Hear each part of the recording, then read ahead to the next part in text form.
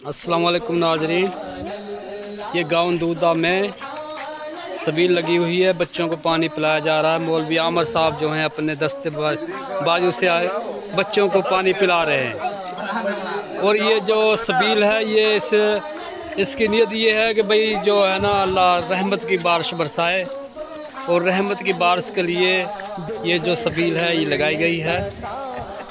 और पहले इस सबीलें आम लगती थी, हर चौक में और हर गली में लगती थी, लेकिन अब लोग इस रवाज को भूल गए। हालांकि ये बहुत अच्छी जो चीज़ थी, नेकी का काम था। लोग सबीलें लगाते थे, बच्चों को पानी पिलाते थे, लेकिन आज लोग दीन से दूरी की वजह से इन चीज़ों को भूल गए हैं।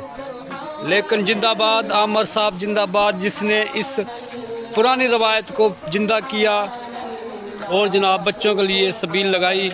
और देखो बच्चे जो हैं एंजॉय कर रहे हैं। बच्चों के लिए यही रौनकें हैं। और कहते हैं ना कि बच्चे दिल के सच्चे, तो अल्लाह इनकी दुआओं को ज़रूर कबूल करता है। और ये हमारे बुजुर्ग हमारे जनाब बड़े हैं और फरमाते हैं कि बच्चों की और बड़ों की दुआओं को अल्लाह रद्द नहीं करता।